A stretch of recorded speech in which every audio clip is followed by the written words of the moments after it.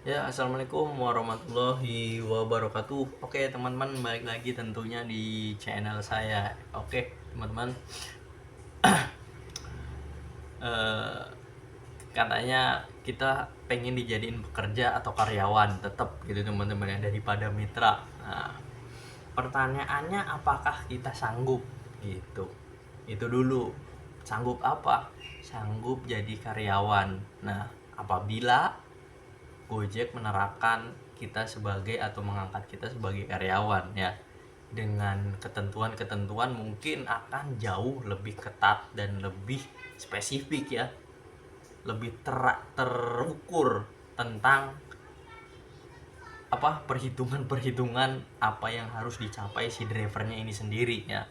Nggak akan selepas statusnya sebagai mitra. Nah, apakah kita siap, kita sanggup nggak nih ya? Notabene kita sebagai ojol ini rata-rata, apalagi yang angkatan-angkatan terdahulu, angkatan-angkatan awal, bahkan angkatan-angkatan terakhir pun lah, taruhlah, itu terjun jadi ojol itu karena apa?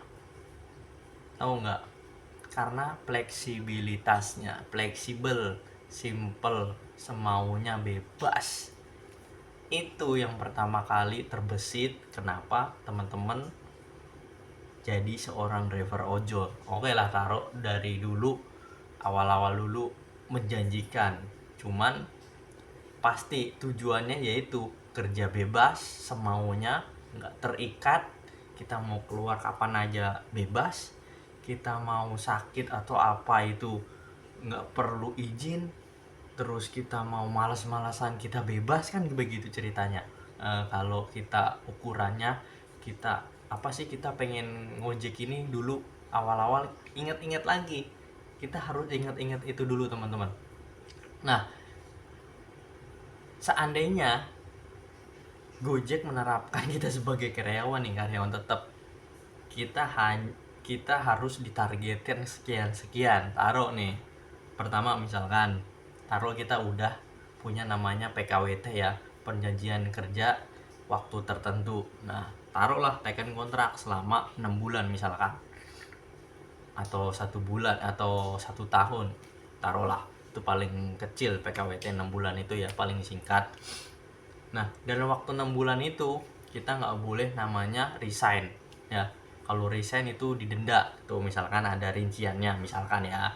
Biasanya kan begitu, ada perusahaan yang kayak gitu ketat, apalagi ini perusahaan digital, nggak mau kan tiba-tiba drivernya nggak betah, nggak sanggup ngejar target terus keluar, kan semuanya ntar keluar semua gitu teman-teman. Oke, taruh driver apa Gojek ini bisa nerima pegawai semaunya, cuman kan itu butuh proses lagi gitu istilah katanya.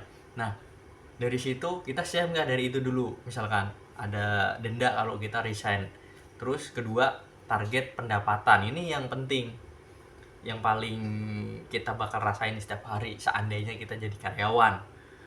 eh, Ditarget nih, taruhlah UMR Jakarta 5 jutaan lah ya, 5 juta. Nah, dalam waktu kurang lebih 5 bulan ini teman-teman ya, 5 bulan, 1 bulan itu, taruh kan kita pendapatan atau gajinya 5 juta, nggak mungkin dong targetnya 5 juta juga untuk kita sebulannya, pasti kan harusnya lebih. Supaya apa? Supaya kan Gojek harus untung. Kira-kira berapa yang harus kita bisa capai gitu teman-teman ya. Kita kan sebagai karyawan nih, pasti kan peraturannya ngikutin namanya Kemenaker, Kementerian Ketenagakerjaan, tentang upah ya. Ya upahnya mengikuti UMR Jakarta 5 juta. Anggap nih, ini baru ngupah kita doang nih Gojek. Nah, terus targetnya ini kita berapa? Bayangin aja. Coba dihitung, bayangin. Masa kita targetnya 5 juta, gajinya 5 juta, kan nggak mungkin. Pasti harus lebih dong targetnya per drivernya ya. Taruh misalkan targetnya 7 juta, sanggup nggak? Atau 6 juta deh sebulan. Kira-kira semua sanggup nggak kalau kita jadi pekerja? Nah, ada yang udah lansia, ada yang motornya nggak cukup mumpuni untuk narik penumpang misalkan itu. Taruhlah nanti kalau ada kriteria tertentu ya, batas minimal usia ya. Misalkan yang tadinya 55 tahun atau bahkan 60 tahun pun masih ngojek sampai saat ini pun. Nanti begitunya kita jadi karyawan, usianya dibatasin setelah 55 tahun atau 50 lah maksimal. Itu nggak boleh ngojek lagi. Mau nggak kayak gitu? Harus kehilangan mata pencahariannya berapa orang ya, untuk para driver yang lebih senior ya. Kalau emang masih muda mungkin masih dipakai. Itu siap nggak dari segi itu dulu, berapa yang akan kehilangan pekerjaan jika itu diterapkan. Itu terus selanjutnya. Nah, untuk target tadi, balik lagi ke target, kira-kira kayak gitu nggak? Kalau seandainya targetnya nggak mungkin kan, Gojek punya target hanya satu driver 1 juta per bulan, kan pasti harusnya taruh misalkan masih mengadopsi yang kemarin 15%, taruh 15% dari apa namanya 5 juta itu di up-nya berapa, misalkan 7 atau 8 juta, kira-kira sanggup gak?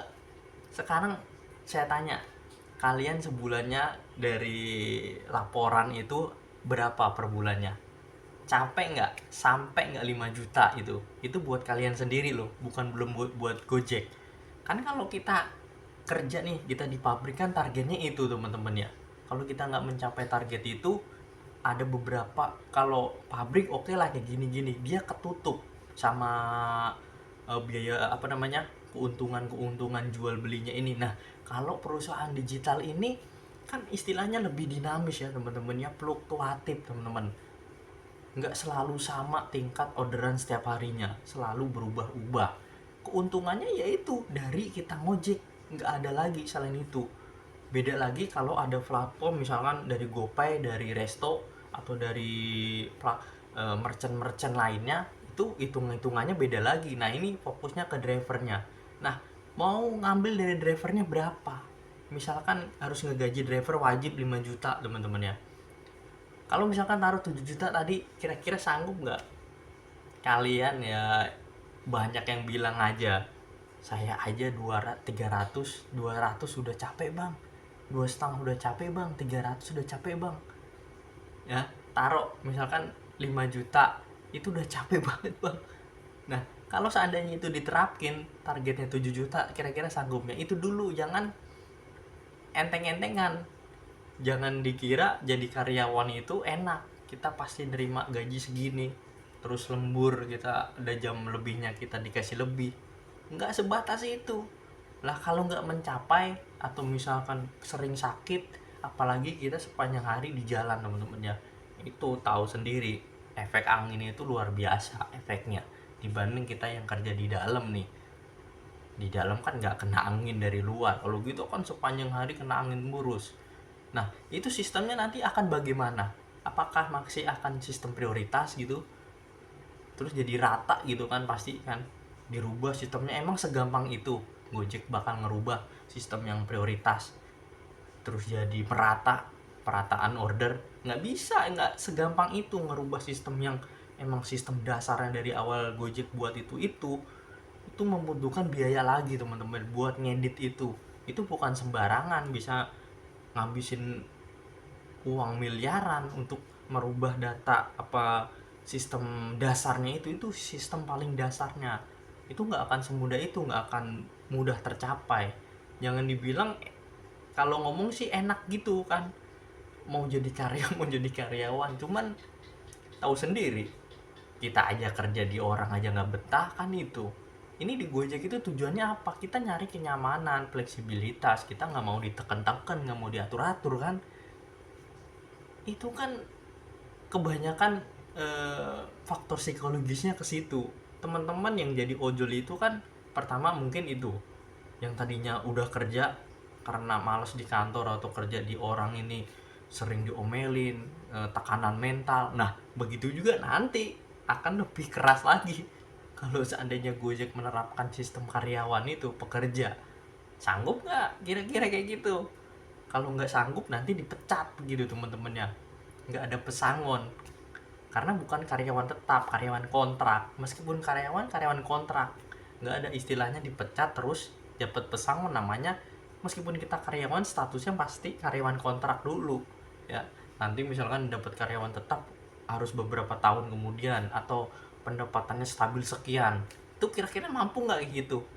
Jadi kalau ngomong tuh jangan enteng-entengan gitu teman-teman. Jadi meskipun kita seorang driver ojol, kita harus punya pemikiran atau mindset yang visinya baik gitu, yang visioner gitu, yang pintar, yang cerdas gitu teman-teman. Jangan asal jeplak gitu. Oke, mudah-mudahan itu jadi gambaran bahwa kita layak nggak jadi seorang driver terus karyawan gitu teman-teman. Oke, kurang lebihnya mohon maaf. Wassalamualaikum warahmatullahi wabarakatuh. Salam satu aspal.